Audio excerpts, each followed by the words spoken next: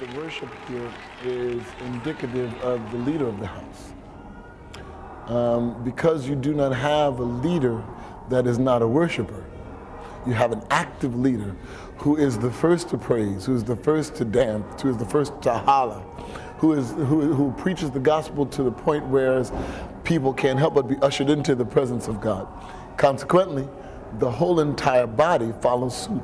Like people, like priests, they follow after their priest.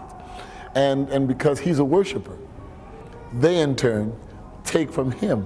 They take they take from his lead, and they in turn follow him as he worships Christ. They follow and worship. So it sets the pace for the house. And consequently, you got a church full of people that love to worship Jesus, and the presence of God is made comfortable here. When you praise God, you know, it's almost like resisting whatever forces, evil forces, the demons and the devil trying to take over your life and trying to cause, you know, destruction in your life. When you praise it and you praising God and he's giving you peace in the midst of that storm, that is a weapon. People can't help but they're drawn to the altar through the songs and through the worship and through the praise. And a lot of people take it back to their churches and to their countries.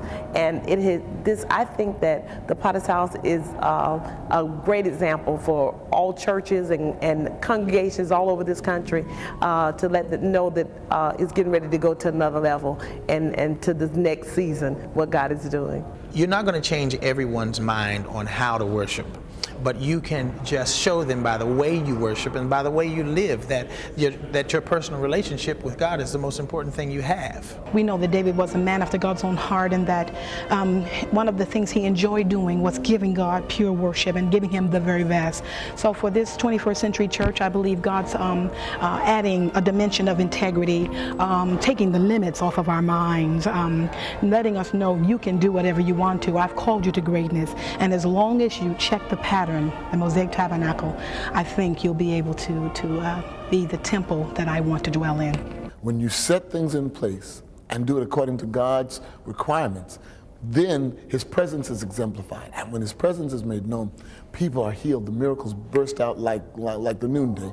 And then the unbelievers find faith because of what they see happening. So that's what's going to happen. When it's done right, then God's presence is made known not only to the believers but to the unbelievers. I was able to sit down in the service and feel some of the same things that people were coming from far and near telling me about, and I was able to experience that for myself. There is just a great move of God in the Potter's House.